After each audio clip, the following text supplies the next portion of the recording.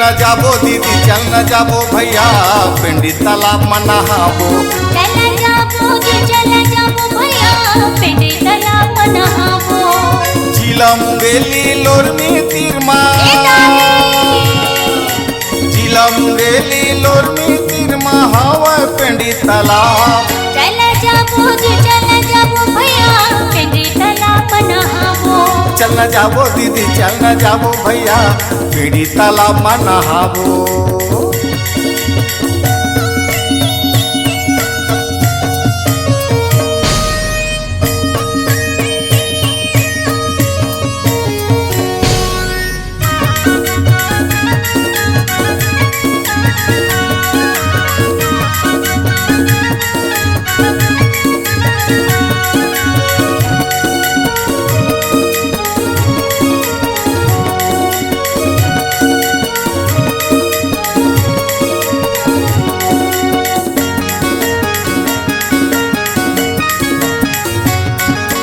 अंधरा लाते आखी दे बाबा कोढ़ी लसू घर खाया। दाद खाद खुजली हम मिटा गे गजब हवे तोर माया। अंधरा लाते आखी दे बाबा कोढ़ी लसू घर खाया। दाद खाद चिंगराज मिटा गे गजब है तोर माया। चल न जाबो दीदी केड़ी तालाब हम जाबो। चल जाबो जी चल जाबो भैया पिंडी तालाब में नहाबो।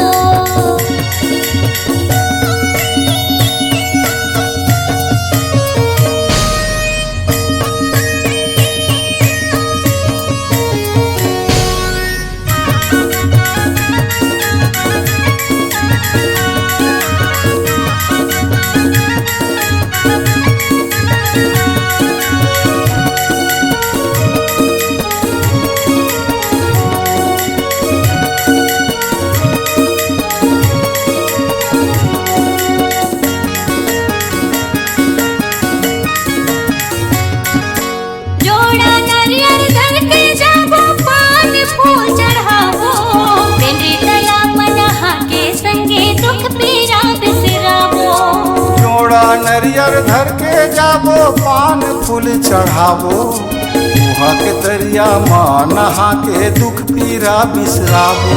दुख लहर थे जी पिंडी तालाब में नहाबो। दुख लहर थे दाई दुख लहर थे ओ पिंडी तालाब में नहाबो।